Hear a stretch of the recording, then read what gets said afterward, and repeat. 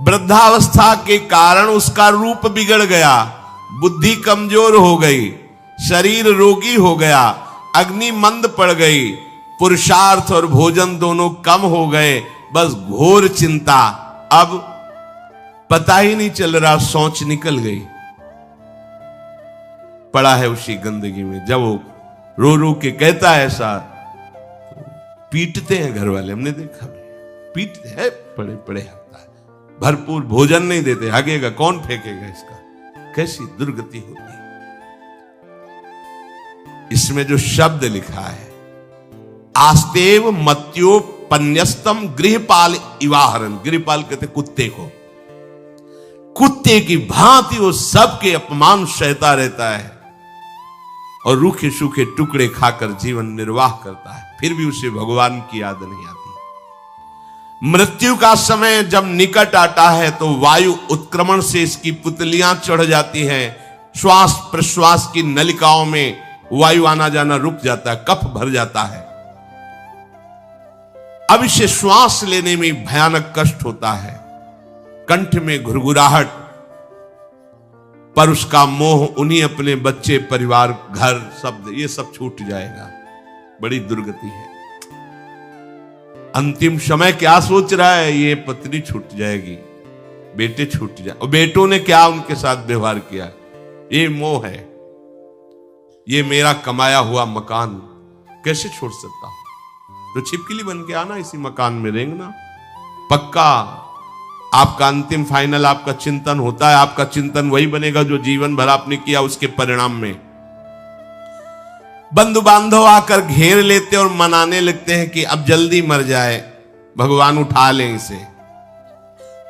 मृत्यु पाश के वशीभूत महान कष्ट को भोगता हुआ अपने परिवार का चिंतन करता है। वो मूड ये भी नहीं सोच पा रहा कि अगर अंतिम समय कृष्ण बोल दूं, राधा बोल दूं तो काम बन जाए। कुटुंब का भरण पोषण और मोह में लगा हुआ यमराज के दूत आते हैं, मार मार के उसके प्राणों को खींचते हैं। वो तो मार वही जानता है जिस पे पड़ती है, और सोचता कौन है, विवेक है नहीं, इसलिए सोच काम नहीं करती। भयंकर रोष युक्त नेत्र वाले, जिनके देखने से पेशाब छूट जाए, तभी तो आप देखो मरने वाले का शौच और लघु शंका सब छूट जाती है, देखने मात्र से, इतने वो भयानक है। वो देखकर भय के कारण मलमूत्र त्याग कर देता है। सा दृष्ट्वा त्रस्त हृदय स्रकन मूत्रम विमुंचति, इतना भयावह स्वरूप होता है उनकी घुड़क, और उनकी मार की टट्टी पेशाब सब छोड़ देता है। यमदूत उसे भयंकर यातना देते हुए प्राण खींचते हैं। अब ये तो वही जानता है जिसके खींचते हैं। बाहर वाले सब घेरे बैठे हैं, कोई एक बार भी नाम नहीं बोला। अगर एक बार बोल देता राधा तो भाग जाते यमदूत और वो बच जाता। पर यह सौभाग्य तो जिसने जीवन में धर्म किया है, कहीं ना कहीं भगवद आश्रय लिया, उसको ये मिलता है। जैसे कोई घोर अपराधी को सिपाही बांधकर ले जाते हैं, उसी प्रकार रस्सी में बांधकर बलात् उसको यमलोक की लंबी यात्रा कराती है। रास्ते में पिटाई, घुड़कियां, उसे प्यास लगती, पानी नहीं दिया जाता, तपती हुई भूमि पर चलाया जाता है। कुत्ते नोचते हैं, व्याकुल हो उठता है। भूख प्यास उसे बेचैन कर दी, पर यहां किसी की भूख नहीं मिटाई तो तुम्हें रास्ते में भोजन नहीं मिलेगा। यहां कभी किसी को पानी नहीं पिलाया तो एक बूंद पानी नहीं मिलेगा तुम्हें। ये कर्म भूमि है। दावानल जैसी दहकती हुई भूमि पर उसे चलाया जाता है। तप्त बालुका में मार्ग में जब एक पग भी आगे बढ़ने की सामर्थ्य नहीं होती, मूर्छा जाती है, मार मार के उसे चेतना में लाते हैं यमदूत, फिर घसीटते हैं। महान दुख में अंधेरे मार्ग से अत्यंत क्रूर यमदूत उसे यमपुरी को ले जाते हैं। कितना मार्ग? 99,000 योजन मृत्यु लोक से। यह ऐसे नहीं कि कोई गप लिखी हुई है, नहीं नहीं। जैसे तिहाड़ जेल है, अब जानते ही नहीं तो क्या जानोगे, कहां तिहाड़ जेल? जाओ देखो जाके। आजीवन कारावास, कैसे बड़े कठोर कठोर, जैसा अपराधी वैसा दंड विधान। तो यहां थोड़ी दया है, क्योंकि हृदय है। वहां हृदय नहीं है, वहां हृदयहीन शासक तुम्हारे पीछे लगाए जाएंगे। हृदय ही नहीं है, बस एक एक कर्म का हिसाब। जो हमने पढ़ा था पहली बार तो होश उड़ गए थे। जो यहां दूसरे का मांस खाते हैं ना, कोलू में पेरे जाते हैं। कोलू जैसे गन्ना नहीं पेरा जाता, लगा दिया कोलू में पेरे जा रहे। मरना है नहीं, सोचो कितना कष्ट। फिर इसके बाद समसी से मांस नोच कर उसे खवाया जाता है। होश में हो जाओ। 99,000 योजन का मृत्यु लोक से यमलोक का मार्ग है, लिखा हो 99,000 योजनानाम सहस्राणी नवतिम नवचाध्वनः त्रिभिर्मुहूर्तैर्द्वाभ्याम वा नीतः प्राप्नोति यातनः। एक योजन का मतलब 4 कोश, 99,000 योजन। इतने लंबे मार्ग को 2 या 3 मुहूर्त में तय करना, दौड़ा के 2 या 3 मुहूर्त, बहुत कम समय। फिर वहां पहले से तय, इसको इस नरक में डालो, इसको इस नरक में। वहां इतना समय, थोड़ी भीड़ लगी है। जैसे अपने एक फोड़ा हुआ तो अपने इतने कष्ट समझते, अस्पताल जाओ देखो चीख लगी, किसी पैर टूटा, किसी कुछ, ऐसे ही वहां सब हिसाब हो रहा है। उसको धधकती हुई लकड़ियों में जलाया जाता है, कहीं दूसरों के द्वारा काट काट कर उसको उसका ही मांस खिलाया जाता है। यमपुरी के कुत्तों के भयानक दांत होते हैं, जिंदा, अब मरना है नहीं वहां। भयानक गिद्धों के द्वारा आते खींची जाती है। यहां सांप बिच्छू डांस जिसको मारा है, वहां भयंकर रूप रखकर उसका खून पीते हैं। हिसाब है बहुत होश में। यहां तुम किसी के शरीर को काट दो तो मर जाएगा, वहां ऐसा नहीं होता। वहां बार बार काटा जाएगा, मरोगे नहीं, पीड़ा वैसे ही होगी। बड़े भयानक कष्टों को भोगता है। तामिस्त अंध तामिस्त रौरव आदि नरकों को भोगता है। हे माता, भगवान कपिल देव जी कहते हैं, जो पुण्य आत्मा लोग होते हैं स्वर्ग आदि में जाकर पुण्य भोगते हैं, लेकिन दोनों को फिर गिरना होता है, क्योंकि वो भगवान का भजन नहीं किए, इसलिए पुण्य भोग कर मृत्यु लोक आते हैं, वो पाप भोग कर नरक से मृत्यु लोक आते हैं। माता जब उनके भोग संपन्न होते हैं नरक आदि के, अब वो जन्म लेते हैं फिर यहां। ध्यान से सुनना, जब जीव को मनुष्य शरीर में जन्म लेना होता है तो प्रकृति में वर्षा के साथ आता है। प्रकृति में वर्षा के साथ आया और फसल में मूली गाजर गेहूं अन्न, इनमें वो जीव प्रवेश करता है और उसे माता पिता दोनों पाते हैं। तो सप्तम धातु वीर के रूप में परिणित होता है जीव। वो वीर कण के रूप में माता के उदर में जब प्रवेश करता है तो एक रात्रि में मां का और पिता का, दोनों का वो जो वीर मिलता है, उस रज और वीर के मिलने से एक कलल सा बनता है। 5 रात्रि व्यतीत होने के बाद एक बुदबुदा सा बनता है। 10 रात्रि व्यतीत होने के बाद एक बेर की सी आकृति होती है। फिर उसके बाद उसमें धीरे धीरे मांसपेशियां बढ़ने लगती हैं। 1 महीने में उसके सिर निकल आता है। 2 महीने में हाथ पांव अंगों का विभाग होता है। 3 महीने में नख रोम अस्थि चर्म स्त्री पुरुष के चिन्ह प्रकट हो जाते हैं। 4 महीने में मांसादि 7 धातुएं प्रकट हो जाती है। 5वें महीने में चेतना जागृत हो जाती है। जैसे अपने चेतना, ऐसे 5वें महीने में गर्भस्थ शिशु की चेतना जागृत हो गई। जीव है पर चेतना 5 महीने बाद मां के गर्भ में जागृत। अब उसे भूख लगती है, प्यास लगती है, वहां की तापमयी जलन पीड़ा, छोटे छोटे कीड़ों के द्वारा काटना। 6ठे मास में झिल्ली से लपटा हुआ मां की दाहिनी कोख में कीड़े की तरह तड़पता है। उस समय माता को कड़वे और खट्टे पानी की लालसा होती है, जिससे उसके अंगों में जाकर भयंकर जलन होती है। यह है भोग। वो कृमि कीड़े की तरह तड़पता है। मलमूत्र के गड्ढे में बीच में झिल्ली में बंधा हुआ वो जीवात्मा सुकुमार तो होता है, वहां के कीड़े उसे नोचते छोटे छोटे, वो तड़पता है। माता प्रसन्न होती कि जब बच्चा हिलता है, बोले है उसकी दुर्गति हो रही, वहां भयंकर कष्ट पा रहा है। ऐसा क्लेश होता है कि क्षण क्षण में बेहोश होता रहता है। माता के खाए हुए कड़वे, तीखे, गरम, नमकीन, रूखे, खट्टे, यही पदार्थ पाने की इच्छा होती है माता, क्योंकि उसको भोग भोगना है। उसके कोमल शरीर में भयानक पीड़ा होती है जब माता ऐसे पदार्थ खाती है।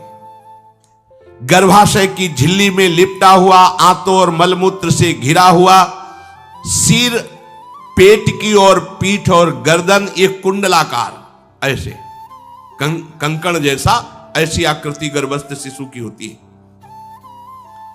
पिंजड़े में बंद पक्षी के समान पराधीन, ना तो वो हिलडुल सकता है ना बोल सकता है, बड़ा असमर्थ दुख को भोग रहा है, चेतना पूरी है। इसी समय भगवान द्रवित होकर उसे ज्ञान देते हैं, गर्भस्थ शिशु को, सबको। जे उसे ज्ञान होता है तो सैकड़ों जन्म के कुकर्मों से याद आते हैं, सैकड़ों जन्म के। ओहो, ये मेरे कर्म का ही फल, मैंने ऐसे कर्म किए इसलिए दुख भोग रहा हूं।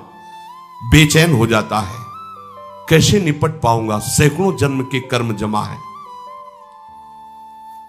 अब महान अशांति उसके हृदय में, उस शरीर में भयंकर पीड़ा। कुंडलाकार शरीर है, हिल भी नहीं सकता है, बस कीड़े काटते, बड़ी तड़पन, बड़ी जलन, भूख प्यास की जलन। अब एक और भयानक जलन हुई, उसे स्मरण हो जाता है कई जन्मों के, सैकड़ों जन्मों के पाप कर्मों का। 7वां महीना आरंभ हुआ कि ज्ञान का उन्मेष हो गया। अब प्रसूति वायु उसे चला रही है, तड़पता है वो। सप्त धातु में स्थूल शरीर से बंधा हुआ वो जीव भयभीत होकर के पुकारता है, अगर कोई भगवान है तो एक बार मुझे यहां से निकाल दे। वो विनय करता है भगवान से, कोई अगर भगवान है जिसने मुझे इस बंधन में डाला है, एक बार निकाल दे, यहां से जाके केवल भजन करूंगा। जीव कहता, जंतुरुवाच तस्योपशन्नमवितुम जगदिच्छयात् नाना तनोर्भुवि चलच्चरणारविंदम सोहम ब्रजामि शरणम रकुतो भयम में येने दृशी गतिरदर्श सतोनुरूपा। हे प्रभु, मैं बड़ा अधम हूं। ये ज्ञान भगवान की तरफ से गर्भस्थ शिशु को होता है। देखो, स्वयं वो इतना कष्ट पा रहा है, फिर जब आप गर्भ हत्या करते हैं तो आपका पाप कितना बड़ा होगा, सोचो। सब माताओं से विनय है, संयम से रहो, सावधान रहो। ये हत्या ऐसी नहीं कि तुम्हारे दान पुण्य से क्षमा हो जाएगी। ये जो भ्रूण हत्या है, गर्भ हत्या है, बहुत बड़ा पाप है। आप लोग अज्ञान के कारण इसको ध्यान नहीं देते, इसे खिलवाड़ समझते हो। कितना ज्ञान है। बेटी ही मां है, बेटी ही बहन है, बेटी ही पत्नी बनती है, बेटी ही किसी के जीवन को धारण करने वाली बनती है। और आपने गर्भ में देख लिया बेटी है, तुम स्वयं मां होकर उसका साथ दे रहे हो, उसका नष्ट करने के लिए। हमारी तो बात ही समझ में नहीं आती, क्या बुद्धि भ्रष्ट हो गई। अगर पुरुष का इतना महत्व है तो बेटियां ना हो तो तुम्हारी कौन सी गति होगी, सोचो जरा। जीना मुश्किल हो जाएगा तुम्हारा। तुम पुरुष किस काम के रह जाओगे। तुम्हारा अर्धांग काट दिया जाए तो तुम कैसे होगे। ये स्त्री स्वरूप अर्धांग है। जिस घर में एक मां बहन नहीं है, स्त्री स्वरूप नहीं, स्मशान जैसा वो होता है। ध्यान दीजिए, ये बहुत बड़ी गलती है जो अपनी बेटियों की हत्या करते हैं। ये वो पाप है जो अक्षम्य अपराध है। स्त्री हत्या करना शास्त्रों में बहुत बड़ा पाप कहा गया है। फिर वो तो बच्चा है, बिल्कुल नहीं। जिनसे हो गया है, श्रीमद् भागवत का सप्ताह मूल संस्कृत से सुनो और भगवान से प्रायश्चित प्रार्थना करो कि हे नाथ, भूल से गलती हो गई, दूसरा कोई उपाय नहीं। ध्यान से समझ लीजिए, तुम्हारे भ्रूण हत्या, गर्भ हत्या के पाप को नष्ट करने में एकमात्र श्रीमद् भागवत समर्थ है, दूसरा कोई नहीं। कोई दान पुण्य तीर्थ स्नान तुम्हें क्षमा नहीं कर पाएगा। यह ऐसा महापाप है। अगर हृदय में जलन करके और मूल संस्कृत के द्वारा पूरी 7 दिन में भागवत श्रवण की जाए नियम से, तो भागवत समर्थ है, इस हत्या के पाप से भी आपको मुक्त कर देगी। जिनके ऐसे हत्या हो गई हो करवा लो, नहीं तो बुद्धि आगे भ्रष्ट करके तुम्हें हरि गुरु से विमुख कर देगा। ये पाप ऐसा नहीं कि तुम्हें 2-4 माला घुमाने से क्षमा हो जाएगा।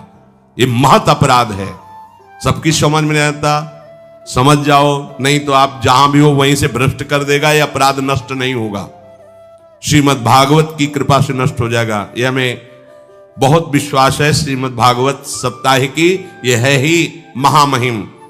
प्रीति योनि को प्राप्त धुंधकारी को सीधे भगवत पार्षद स्वरूप देकर परम पद में आरूढ़ कर दिया। केवल 7 दिन की मूल संस्कृत एक भी श्लोक नहीं छूटना चाहिए। अगर सप्ताहिकी का पारायण हो तो इस भ्रूण हत्या, गर्भ हत्या से भी निवृत्ति मिल जाए। अब वो जीव भगवान को पुकारता है, मैं बड़ा नीच अधम हूं। आहा, भगवान आपने जो मुझे गति दिखाई है तो मेरे कर्म के अनुसार ही है, आपका इसमें कोई दोष नहीं। हम लोग जब कष्ट भोगते तो भगवान से कहते हैं हमने तुम्हारा क्या बिगाड़ा। भगवान ने नहीं बिगाड़ा, तू खुद देख क्या बिगाड़ लिया अपना। करो पापाचरण। अब देखो, हमने तो जीवन में कोई पाप नहीं किया और कितने गर्भ हत्या की है, कितनी खिलवाड़ समझे हो। ये बिल्कुल भयावह चीज है, आप लोगों को नहीं। हम बार बार इसीलिए कह रहे कि भयावह वस्तु है, तुम्हें बहुत ऊंचाई से घसीट के भ्रष्ट कर देगी। बहुत होश में हो, भूल के कभी ऐसा न करना जहां तक हमारी आवाज पहुंचे, जहां तक सुनाई दे। गर्भ हत्या मत करना, संयम से रहो। इस तरह का व्यवहार मत करो कि तुम्हारा मनुष्य जन्म ही व्यर्थ चला जाए। इसमें तीनों को बराबर दंड मिलेगा। गर्भ हत्या कराने वाला, गर्भ हत्या की प्रेरणा देने वाला और गर्भ हत्या में सहयोग देने वाला, जो औषधि डॉक्टर या जो भी, तीनों को दुर्गति होगी।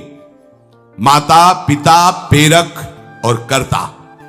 ऐसा नहीं कि आप डॉक्टर हो तो आपको गर्भ हत्या करने का अधिकार नहीं। आप डॉक्टर हो दूसरे के शरीर को स्वस्थ करके निरोग करने के लिए, हत्या करने के लिए नहीं। कोई भी हमारा संविधान ऐसा आदेश नहीं करता कि आप गर्भ हत्या कर दो। ना भागवतिक और ना भारतीय संविधान ऐसा संविधान आदेश नहीं करता। अब वो जीव कह रहा है कि प्रभु मेरे योग्य ही है, आपने जो मुझे दंड दिया है। मैंने सुना है कि आपकी शरण में जो आता है आप उसकी रक्षा कर लेते हैं। आपकी जो शरण में हो जाता है वो इस भूमि पर, भारत भूमि पर, विश्व पर निर्भय विचरण करता है। कोई उसे भय नहीं प्रदान कर सकता। प्रभु, मैं इस माता के उदर में माया का रहस्य न जानने के कारण ऐसे कर्म किए कि मैं आ गया हूं। बहुत दुख पा रहा हूं। हे निर्विकार अखंड बोध स्वरूप परमात्मा, मैं बार बार नमस्कार करता हूं। प्रभु, मेरे ऊपर कृपा कर दो, एक बार इस गर्भ से निकाल दो। मैं यहां से बाहर जाकर आपका निरंतर भजन करूंगा। ये वादा करके आए हम प्रभु से सब। प्रभु ने करुणा करके हमें चांस दिया है मनुष्य शरीर।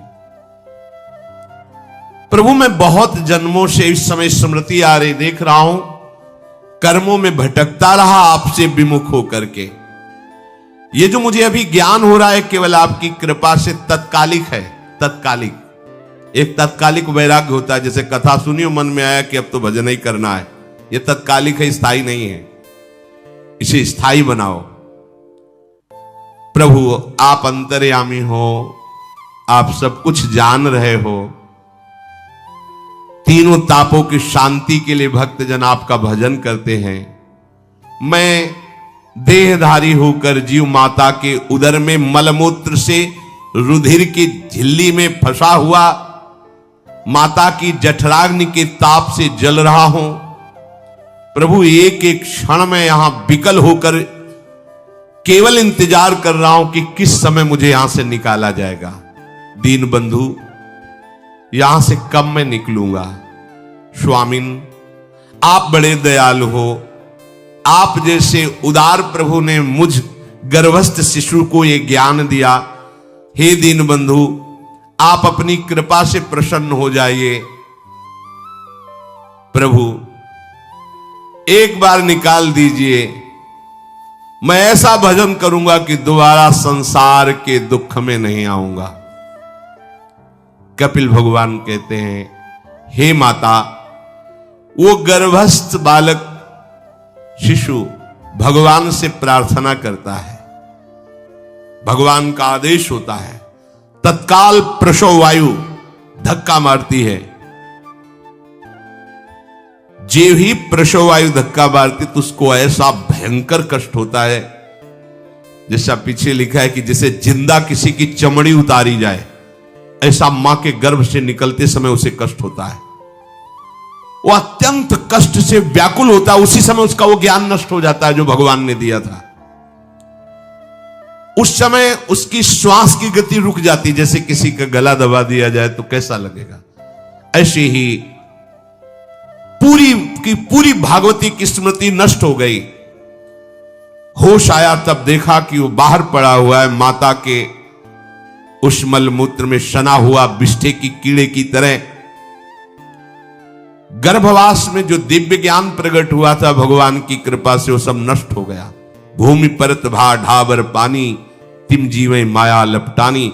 चेतन आई तो रोने लगा। वो ज्ञान कहां गया? वो ज्ञानदाता कहां गया? वो कहता कहां कहां? बोले थाली बजाओ, बच्चा हुआ है।